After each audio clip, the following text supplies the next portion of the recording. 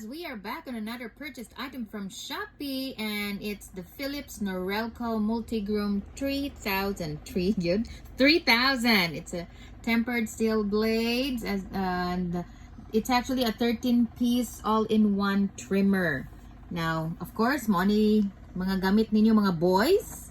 Kay hilig man mo mag trim sa inyong mga bungot din ha, og inyong mga ilong. So here you can see the full metal trimmer, the full metal precision trimmer, kanang ginagmay ka ng mga sensitive areas mo na siya gamit, and then also nasa is para sa nose and ear trimmer. Then gamit po siya sa buhok, di ba? Especially karon nga di ta makabasta-basta ga visit og mga barber shop, so why not kanang kita na lang mag trim sa ato ang mga kabuhukan din ha. Now dara, mo ni siya ang item, very handy.